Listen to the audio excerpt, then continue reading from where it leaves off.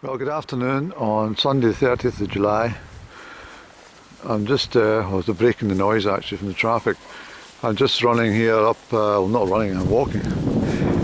Running parallel with the A822, it's just over the other side of that dike.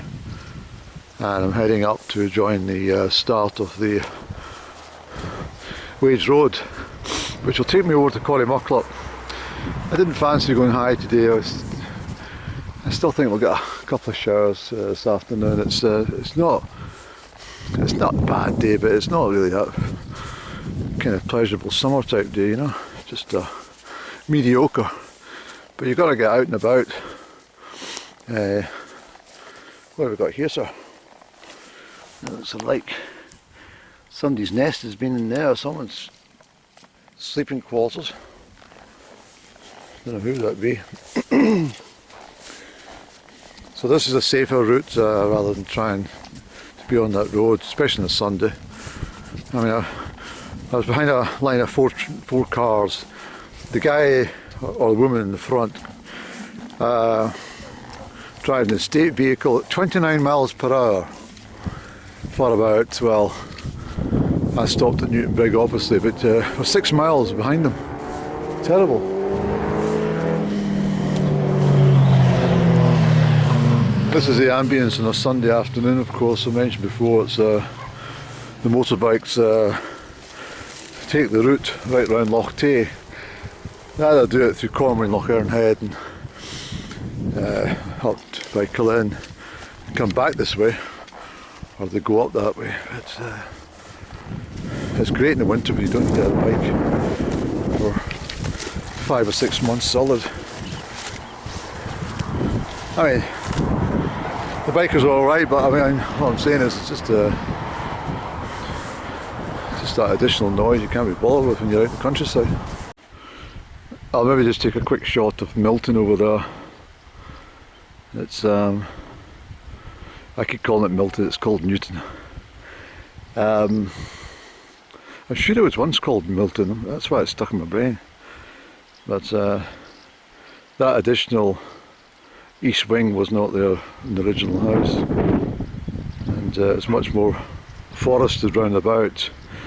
But what he does is he repairs these snow tracks, these machines for getting on the estates for getting up into the moors, not just for snow, but you know, for the higher reaches.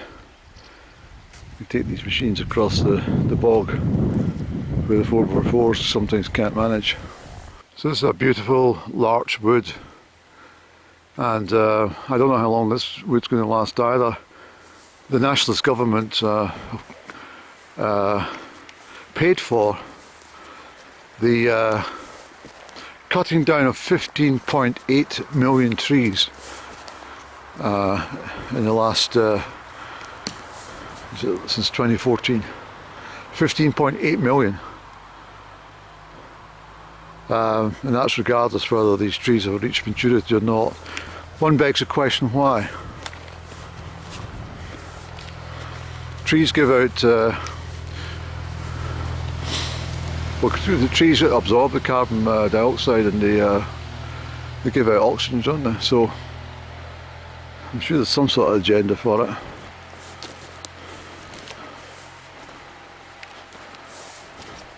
It's certainly not for timber, because cutting down so many trees means that the price of timber will fall, crash. So I tried to get some answers from Scottish Woodlands, but they wouldn't tell me anything. Another freedom of information request, I suppose. It's also questions that they're trying to cut them down in lots of areas so they can make way for, you know, further wind farms, where local councils reject the planning for these wind farms and the Scottish Government overturn them at appeal.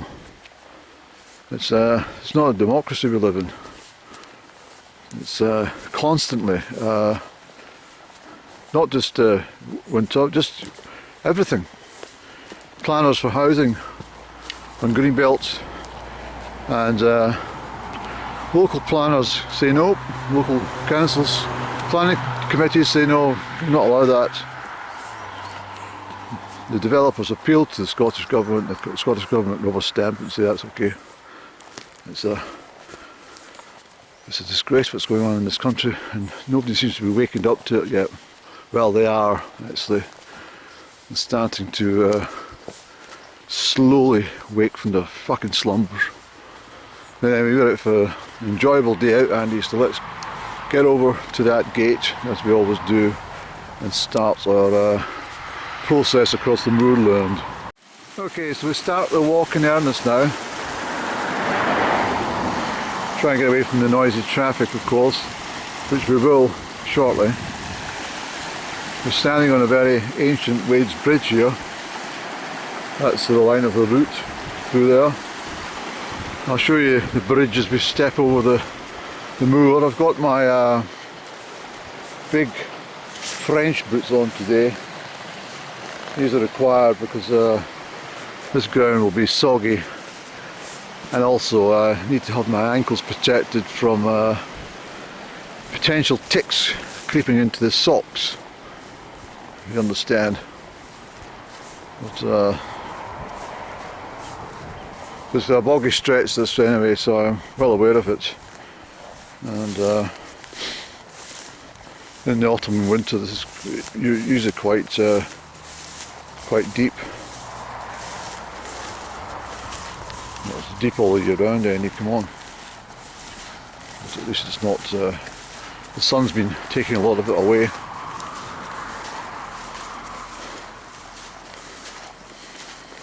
Quite muggy today as well. But, okay, so we're on the Wades Road. Looking back just slightly there, that's the views up to Mildew, etc. Quite a crude at the back there, and up towards the southeast slopes of Amulree. So I'll pick you up when we get up there a wee bit, and oh,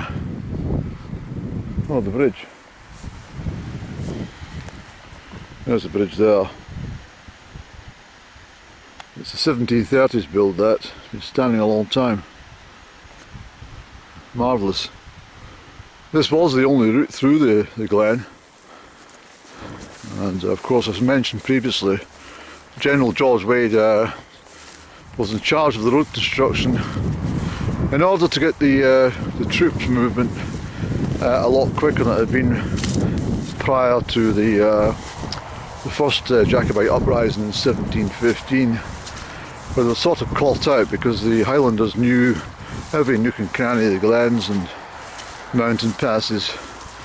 The soldiers couldn't keep up with it all, so they built this road all the way from Crieff to Fort Augustus. As I said previously in some of my vlogs, walked considerable parts of it, including the Crieff Pass, which was pretty amazing stuff.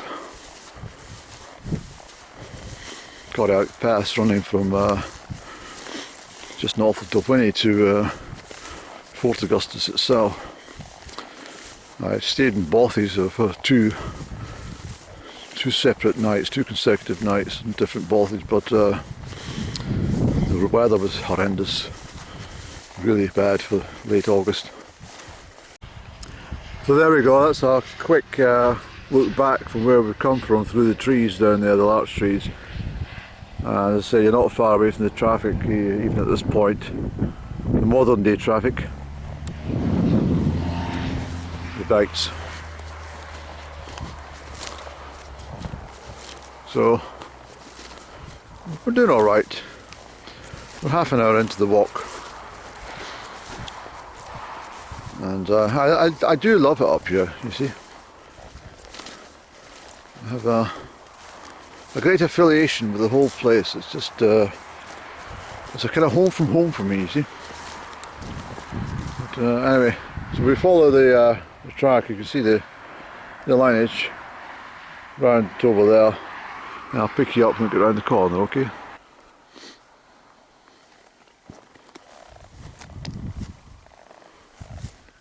Probably think to yourself, well, the heather's not so pinky purple in this section of the moor, but you probably think to yourself, what on earth would all these little crossing communities of in the Highland Glens do with heather?